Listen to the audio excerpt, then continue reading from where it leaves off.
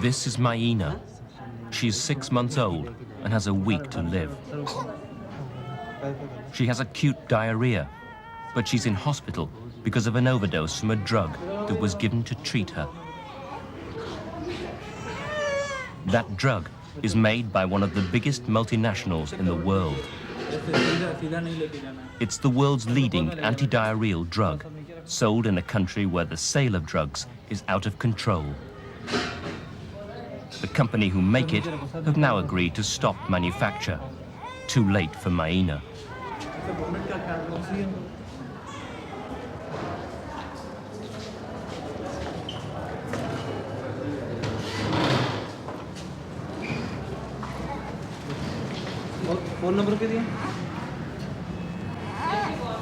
She's in a state of toxic shock. Her intestines are paralyzed.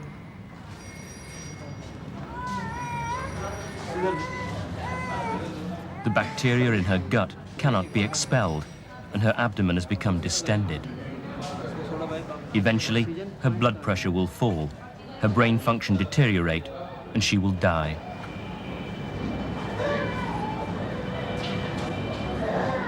It's a vicious circle at which Western products have played a damaging part at successive turns.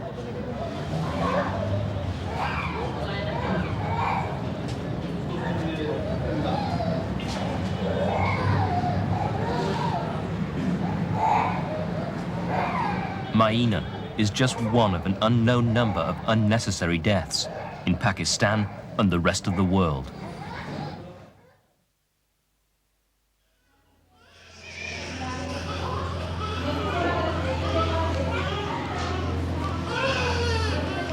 Holy Family Hospital, Karachi.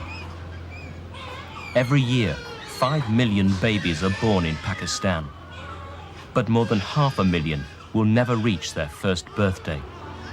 A pattern of infant mortality repeated throughout the third world. We have something like 700,000 babies die every year. And out of the 700,000 deaths in the babies, nearly 250,000 deaths are accounted for by diarrhea alone. So you can well imagine that every day we lose something like 600 babies. Now that gives you a magnitude of the problem as far as the diarrhea is concerned. From the very first moments of life, the best and simplest protection against diarrhea is mother's milk. But for many, the alternative is this, infant formula. Bottles and teats collect germs. Water may be contaminated. Meanwhile, the mother's milk dries up. Nurseries separate mothers from their babies, often denying them the first opportunity to breastfeed. It's not only the provision of food that we are talking about. It's much more than the provision of food. Breastfeeding is love. Breastfeeding is protection, Breastfeeding is family planning. All these things are important for babies anywhere, everywhere in the world, But more so for us, because when we don't breastfeed, then the alternatives are terrible, They are contaminated, filthy, and make the child ill.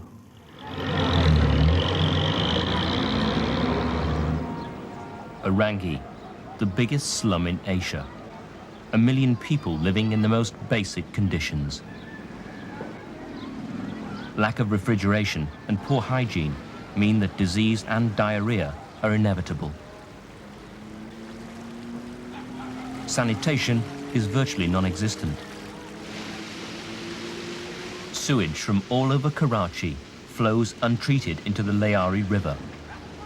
It's a breeding ground for infection.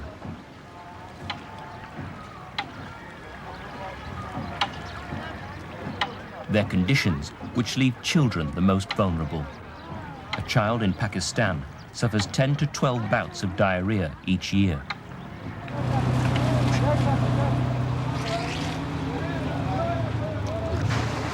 People need plenty of fresh, pure running water.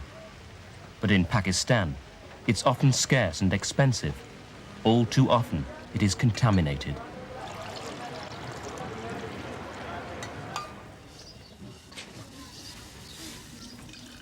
And for bottle-fed babies, impure water can be lethal. Maimunissa is trying to prepare sterile bottles for her twins. Like 80% of women in Pakistan, she cannot read. Following instructions, preparing the formula correctly, and providing enough water is virtually impossible in these conditions. बच्चा रो रहा है, अब शीशी उबालो, फिर उसको बनाओ, तकलीफ भी है, फिर हालात आप देखते हैं मकसद। अब 5 दिन में डिब्बा भी ख़त्म हो जाता है।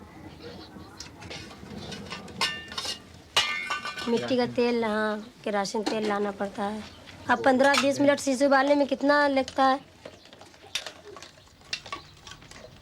A tin of formula is expensive. A day's wages for Akram, her husband.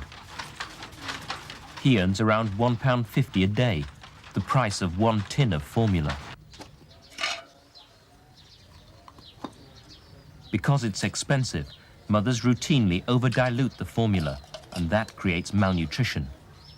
Mix it with contaminated water, and the risk of infection is even higher. Nutritionally perfect, the practice of breastfeeding is in decline in Pakistan, while milk formula has an ever-growing market. It's worth £5 billion worldwide.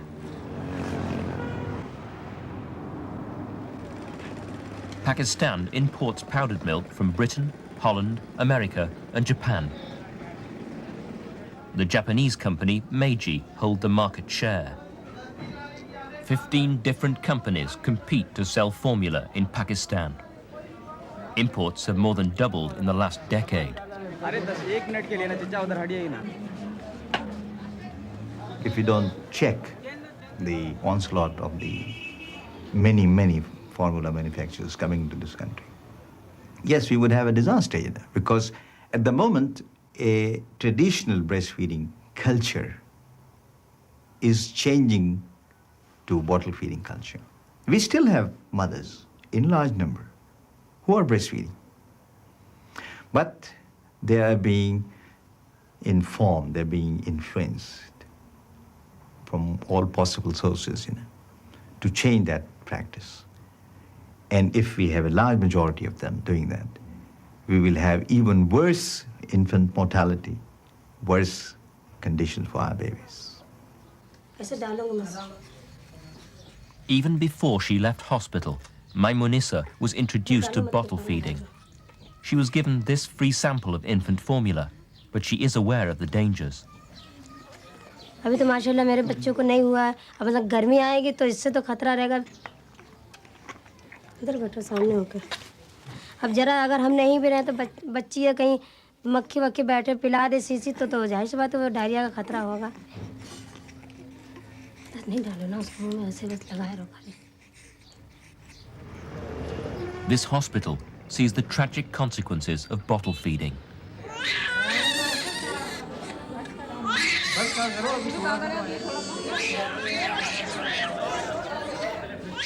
"500 children are brought here every day. In summer, there may be 1,000 a day."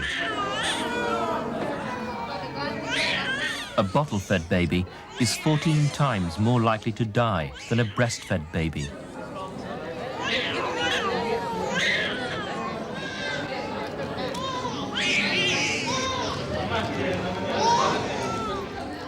Over half of them in this unit come with acute diarrhea and severe dehydration. They are losing fluids faster than they can be replaced.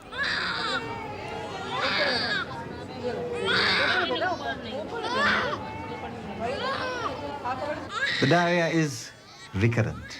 The baby gets diarrhea again and again and again. And this is a sort of vicious circle, One infection, one diarrhea leads to a poor nutritional status. The poor nutritional status makes the baby more vulnerable to diarrhea. And the cycle goes on until death. It was pictures like these which 17 years ago alerted the West to the condition of formula-fed babies in the Third World. At a Senate hearing in 1978, Edward Kennedy challenged Osvaldo Ballarin, the chairman and president of Nestlé Brazil. Would you agree with me that your product should not be used where there is impure water? Yes or no? We give all the instructions. Just answer. What is your position? Of course not, but we cannot cope with that. Well, as I understand what you say is where there's impure water, it should not be used. Yes. Where the people are so poor that they're not going to realistically be able to continue to purchase that, and which is going to mean that they're going to dilute it to a point which is going to endanger the health, that it should not be used. Yes. All right, now, then my final question is what do you do, or what do you feel is your corporate responsibility to find out the extent of the use of your product in those circumstances in the developing part of the world? Do you feel that you have any responsibility? We can't have that responsibility, sir. May I make a reference to... You can't have that responsibility? No.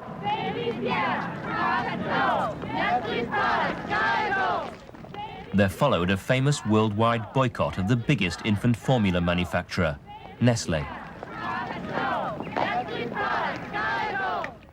One result, in 1981, an international code of marketing under the auspices of the World Health Organization and UNICEF. Well, the code is the cornerstone of the control of aggressive marketing, and that's why it was drafted. It was drafted to protect babies and their carers from the dire effects of aggressive marketing, and it was worked out together with the baby food industry, so they were a part of the drafting. And the idea is to stop advertising, stop promotion, stop all the little public relations techniques which infiltrate baby milk into the mother and baby's environment. We looked at the main aspects of the code in Pakistan. Containers or labels should not show pictures of infants. These labels all show pictures of infants. Idealizing the use of infant formula also violates the code. No gifts should bear brand names. Numerous gifts on doctors' desks, like these pen holders and prescription pads, all showing milk brand names. No posters in hospitals. Posters decorated the children's wards and maternity wards of almost every hospital we visited. Public advertising is also banned by the code, but these hoardings are not in fact for infant formula, but for something called follow-up formula. Not a breast milk substitute, say the companies, but a modified milk for older babies, which they maintain is not covered by the code. Follow-up formula has been declared by the World Health Assembly to be not necessary. But for illiterate mothers, it's hard to distinguish follow-up from infant formula. Critics say the milk companies are exploiting a loophole in the code, and that follow-up has many of the bad effects of infant formula. No healthcare facility should be used for promotion of infant formula. Milk reps are a familiar sight in third world hospitals. This is a Meiji rep arriving with her bag of free samples in the emergency ward of a Karachi hospital.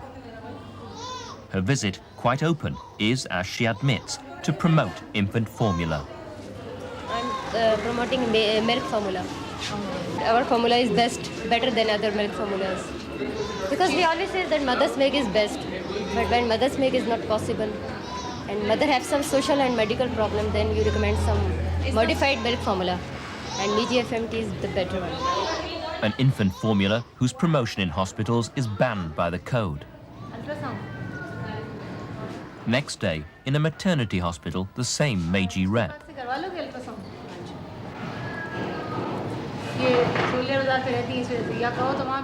This time, the Meiji follow-up formula is explained to the doctor, who has responsibility for over 3,000 newborn babies every year. That's why you can see that from this, that cosmic. She is impressed. Usually we give more follow-up formulas rather than infant formulas, you see, because I like to give them follow-on formulas.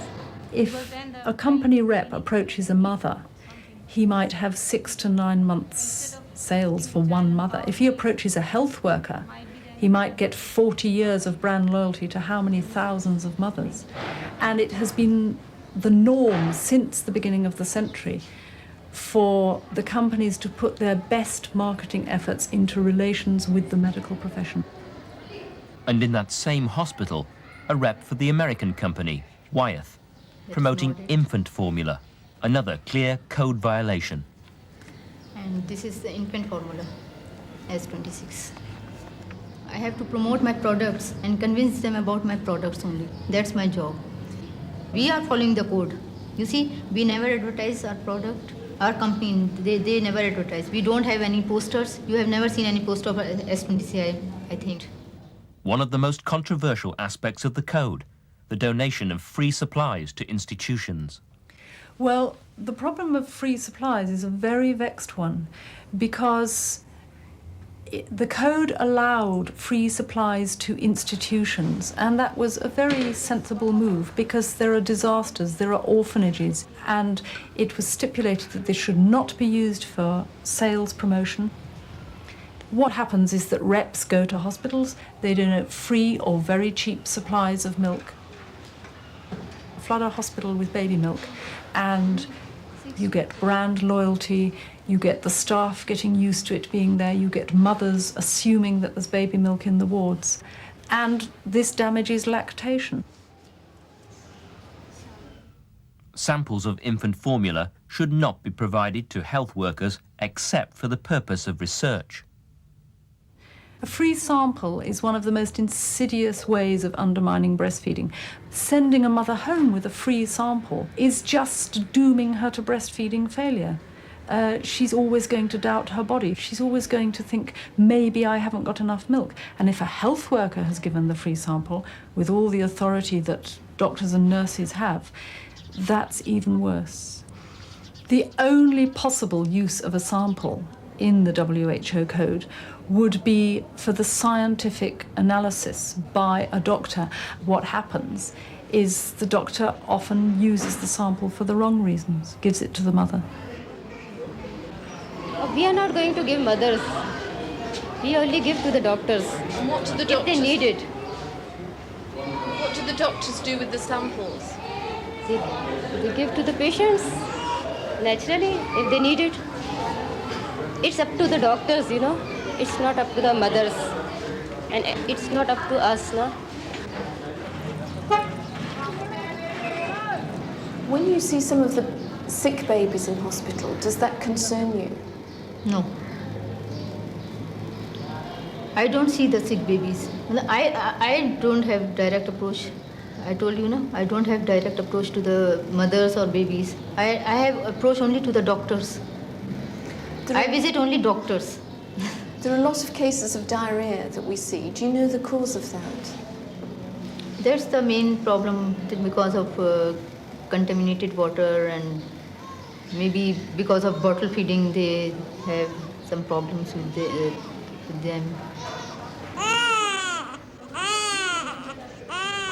The relentless cycle of bottle feeding, infection and diarrhea ends here, in the intensive care wards of Pakistan's hospitals.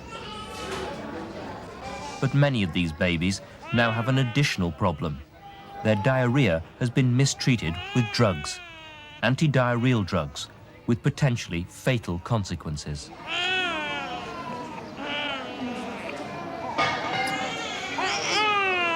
Most of the babies who come to our hospital after having visited some health facility or some system of healer, they have received some drugs, antidiarrheal drugs.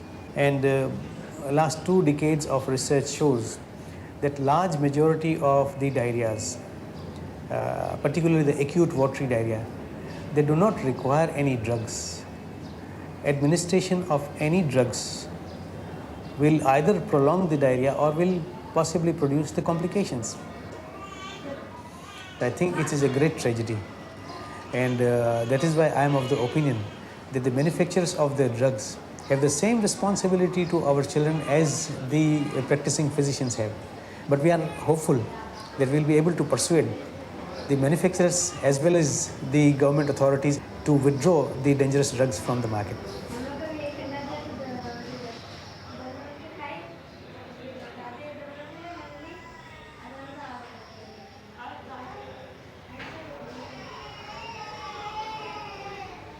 In part 2, one man's campaign to remove one of those drugs from the market and the reactions of the multinational company which makes it.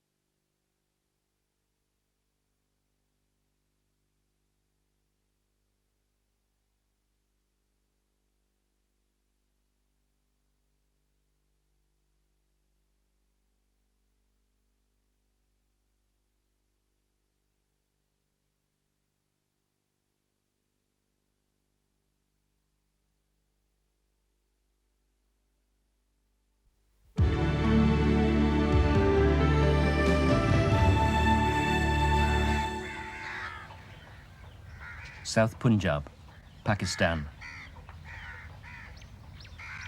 In this remote community, a story was unfolding that would arrive at the door of one of the world's biggest multinational drug companies.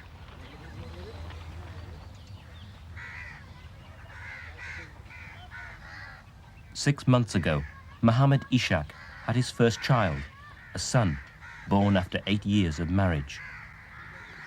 यानी साढ़े इस घर दे विच ओ पहला बच्चा सी यानी ओ लड़का उस दी बहुत ही खुशी सी उस तो बाद पहला ये कि कितने अरसे तो बच्चा नहीं होया यानी हर घर मिठाई असा तकसीम कीती है बड़ी सानू खुशी हुई है The baby was bottle fed. He got diarrhea. They took him to the doctor. उन्हें जी सानू कतरे वाली दवाई दी सी मुंह में पानी सी कतरे देने तो बाद ज़्यादा ही तकलीफ हो गई है So Muhammad took his son to hospital in Multan.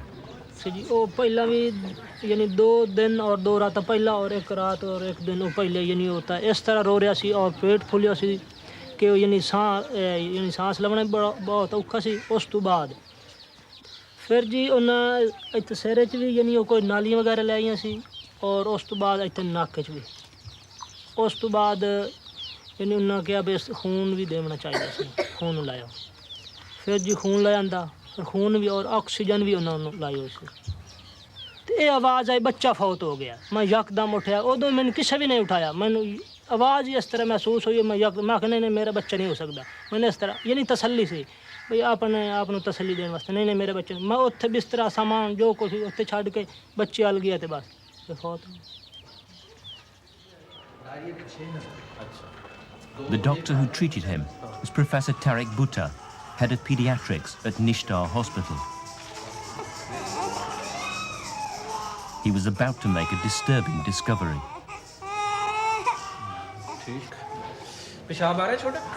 We noticed a very peculiar phenomenon that we were getting very small babies, most of them between the age of 3 to 6 months, who were coming with history of diarrhea, but at the same time they were having very severe abdominal distension and their intestines were absolutely silent, not functioning at all.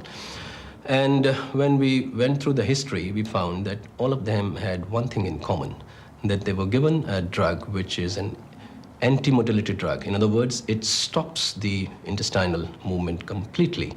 The commonly used drug is Imodium drops. It's available in the form of drops, it's available in the form of liquid syrup, and it's also available in the form of capsules. But in small babies, it's used mostly in the form of drops, but the drops are so concentrated that 1 milliliter of this drop is equal to 1 capsule.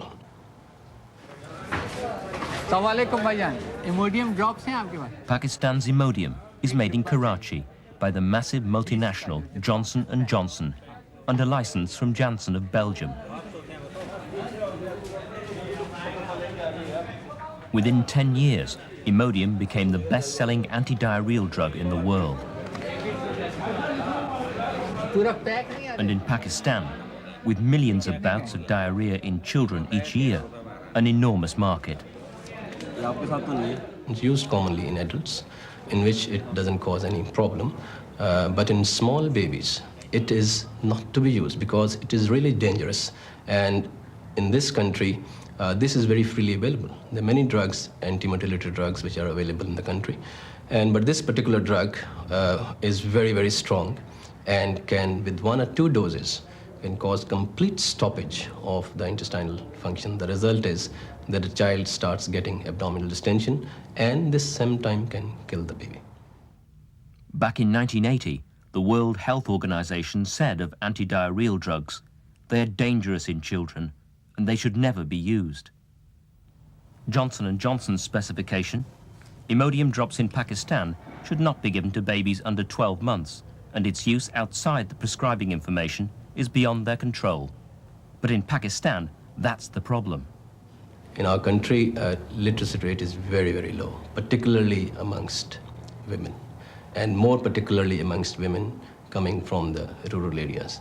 They can't read Urdu, they can't read English, they can't really follow the instructions which are given. So these instructions which are given in the literature, in the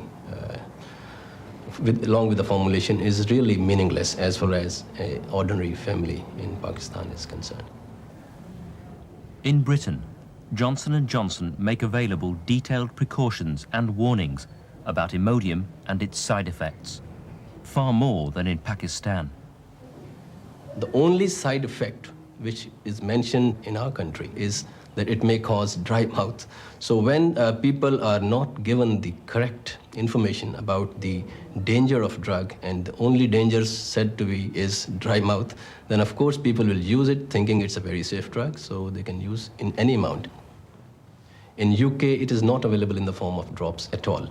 And there, the company does not recommend its use below the age of 4 years. The UK limit is set by the government.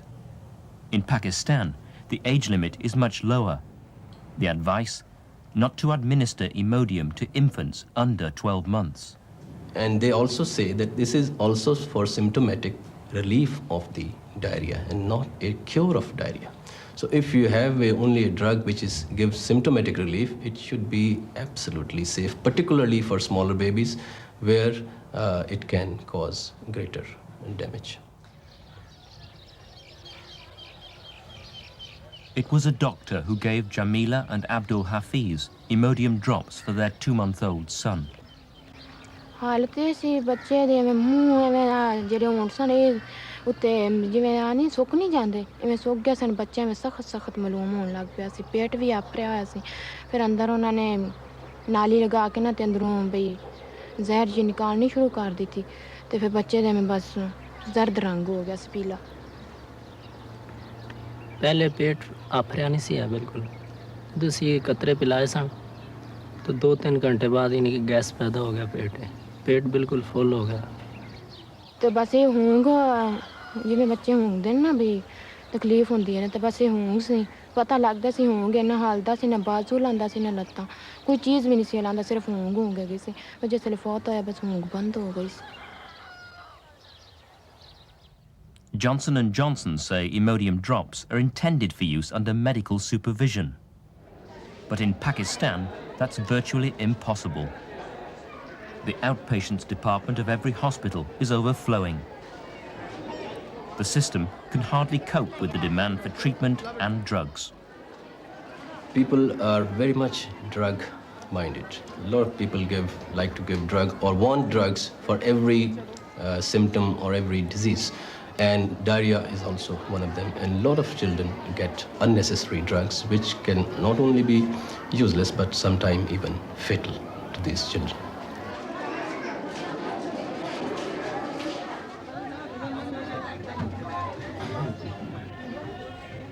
Drugs are also dispensed by local GPs and quacks.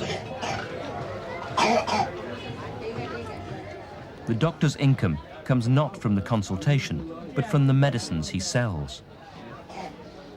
A system which encourages the overuse of drugs.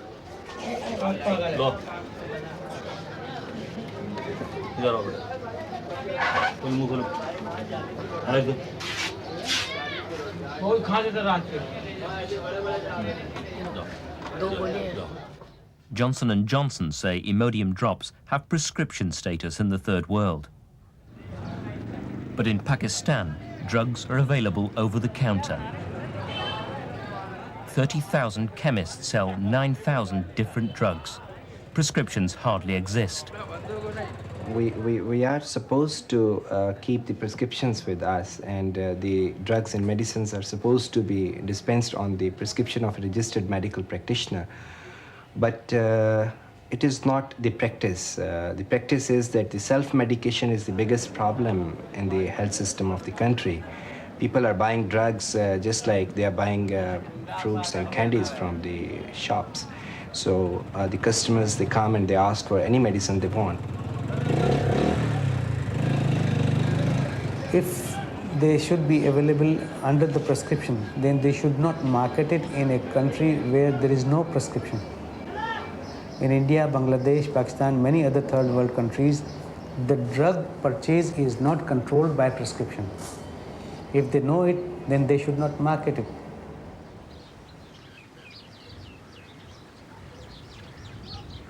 Each week after Friday prayers, Nasen and her husband visit the grave of their son, Nadeem. याद ही नहीं आंदा अपने बच्चे याद भूल दे किस time याद भूल दे जिस टाइम बहु खाऊं पीऊं उस टाइम याद आंदे कि उन्हें खवाऊंगा उन्हें पिलाऊंगा चाहूंगा अपने बच्चे तो याद नहीं भूलता किवें याद भूले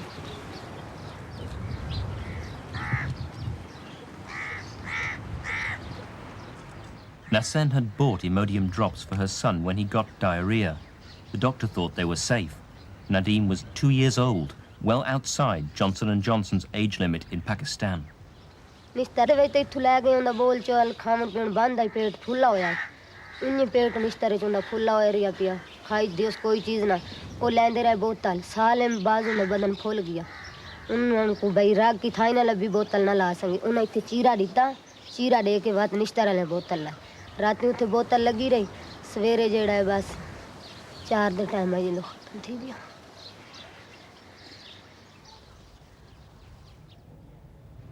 Professor Bhutta was concerned. Over the next 4 months, he recorded the cases of Imodium intake. Well, we received from November till today something like 21 cases. And out of those 21 cases, 7 have died. And all have died as a direct result of Imodium. I would call it Imodium poisoning because they suffered from the same symptoms and they suffered from the same problems as others. Majority of them were below the age of 1 year. Some of them were as young as 1 month old. The oldest was about 2 years. Professor Bhutta was alarmed. His patients appeared to be dying from a drug that had been given to treat them. He alerted Johnson & Johnson. It was first week of December when I wrote to the company in Karachi that we are seeing these deaths and complications as a result of Imodium, and I hope that you withdraw this drug before it can kill many more children in the country.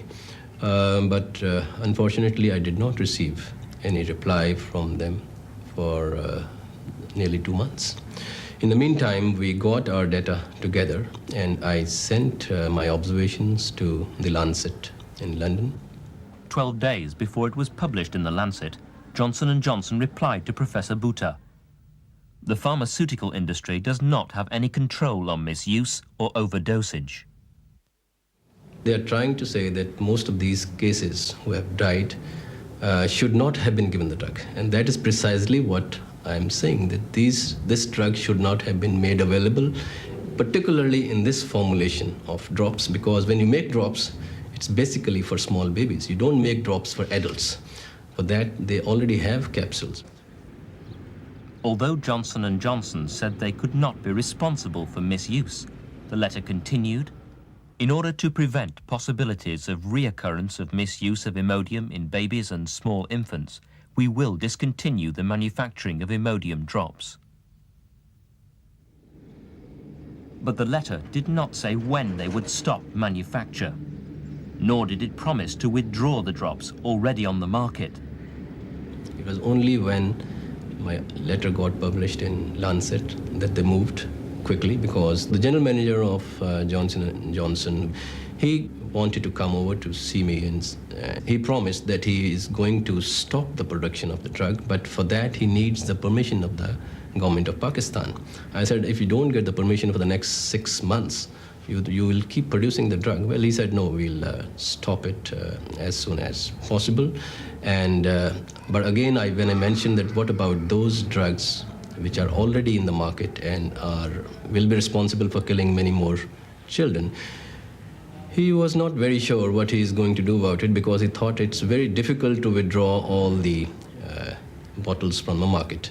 I think what he was really scared was to make it a public issue. So when I insisted that he should withdraw all this, he promised that he will ask his distributor to ask the chemist to return those bottles. Almost 3 months had now elapsed since Professor Bhutta first alerted Johnson & Johnson to the problems with Imodium. Imodium was still on the shelves, and Professor Bhutta's warning that more babies would die if the drug was not withdrawn was about to become a reality. Faisal Rashid was brought to Nishdar Hospital in the early hours of February the 26th. He had been given Imodium drops. 3 drops every 4 hours. Faisal had been given an overdose.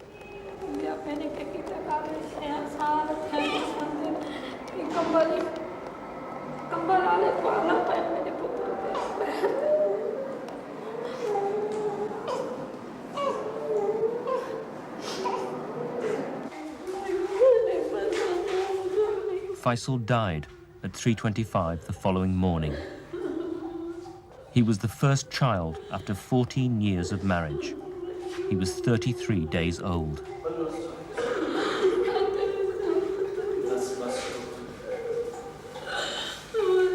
His body was returned to his grandmother to take home for burial. When I got my last patient who died as a result of it, I again wrote to the company that, look, this drug is still available and it is still killing children. It is still causing problems. So why don't you withdraw it throughout the country immediately through the help of your field force or the distributors? Johnson & Johnson replied 4 days later. I wanted to inform you that after the necessary permission from the government of Pakistan, we have begun withdrawal of Imodium drops from the market and have come to know that most of the drug from the Multan market has been collected by our field force.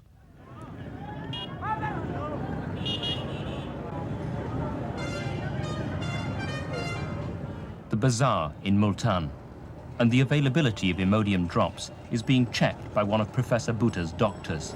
Imodium drops हैं, तो एक दे दें. एक Imodium drop है.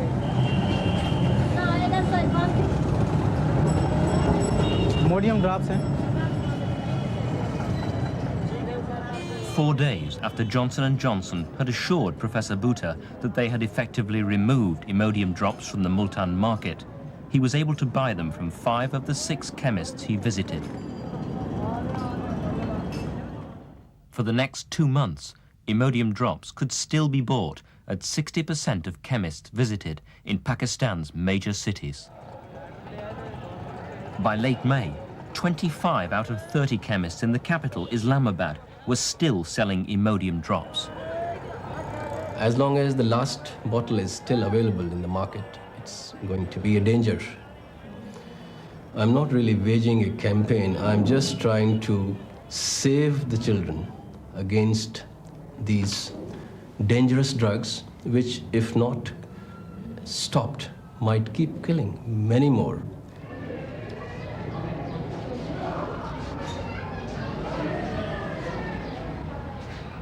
It appeared that what Professor Bhutta had uncovered in Multan could be happening all over the country. Aamir, उधर से भेज लो नबील वगैरह किसी को, उधर से मुनीर को या इम्तियाज को किसी को जल्दी से भेजो।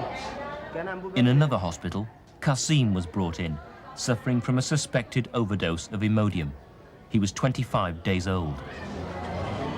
इस बच्चे को जो दवाई दी हुई थी डायरिया के जिलाब के दौरान दस्तों के दौरान उसको दवाई दी हुई थी, वो कतरों के फॉर्म में थी, जिसको हम लोग इमोडियम बोलते हैं इंग्लिश के।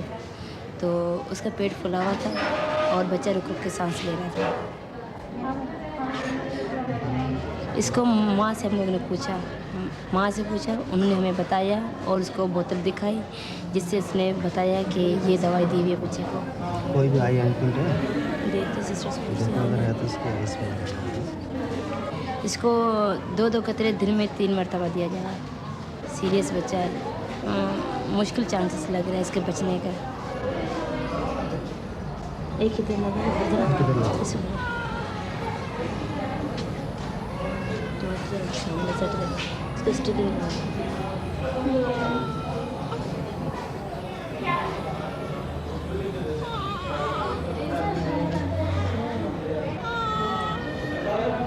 टेप भी डालनी पड़ेगी।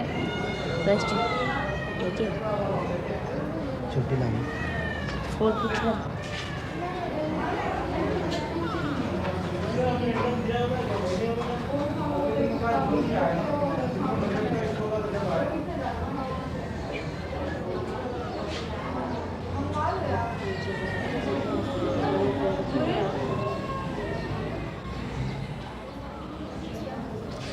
I'm sure that if such things have happened in the West, in UK or in Belgium, and even one child had died as a result of poisoning due to this drug, there would have been such an uproar that the firm would have withdrawn the drug and banned it not only from Belgium, from the whole world.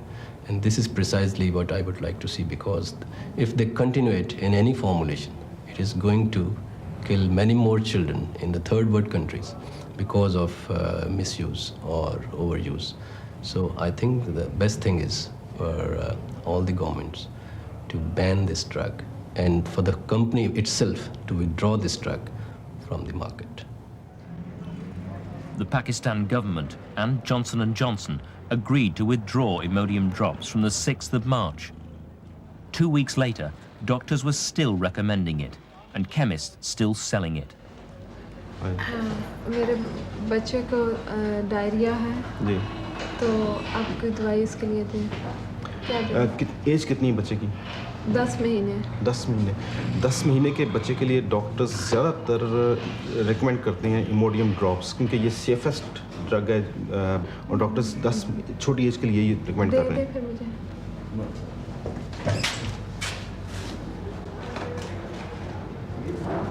ये किस तरह देने हैं? इसके dose जो है इसके 10 महीने के बच्चे के लिए 5 drops 3 times a day. 5 drops. 15 drops a day for a child below the recommended 1 year. 3 times TDS. एक दफा कितने दूंगी? 5 कतरे। इसी आप ऐसे कटी 15%. Johnson & Johnson have sent out letters of withdrawal to distributors and retailers. This one is dated April 15th. But by late May, only 5 out of 100 chemists visited admitted receiving such letters.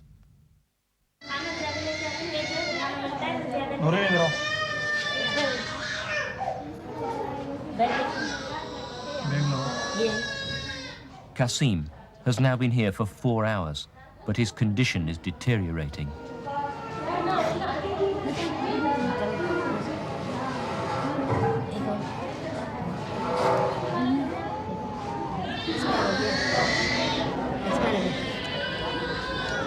Expire है लेके जाओ expire है expire है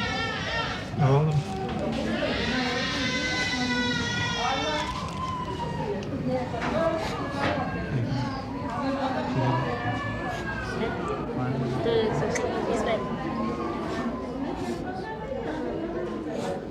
एक minute देख कैसे निकलेगा छोड़ो सक्शन करनी पड़ेगी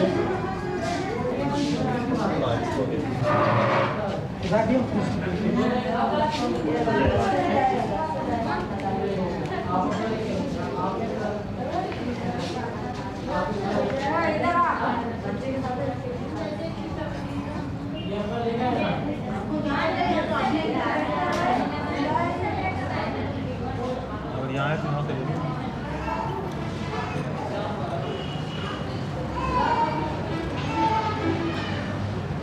यहाँ से भी पैकेट में सिस्टर डेकाडर्न है डेकाडर्न है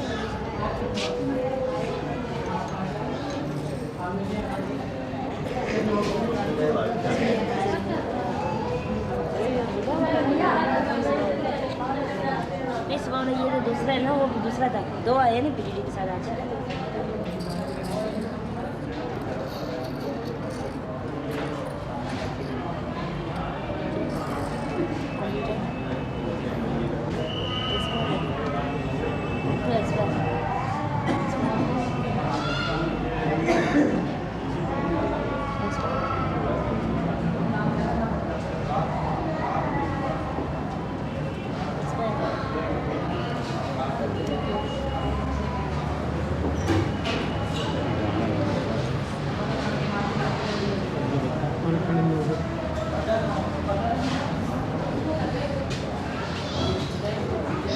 डाल लो उसके अंदर इसके धोई भी रखोगे तो भी रखो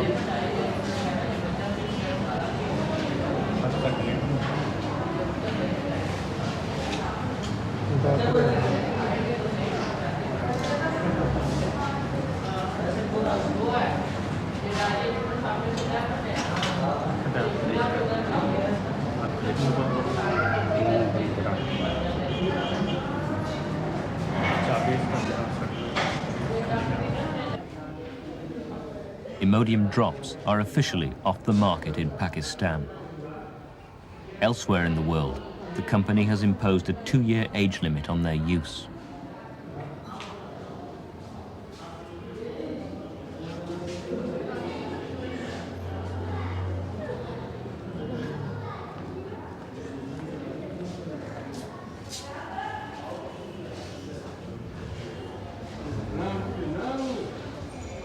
Johnson & Johnson declined to take part in this program.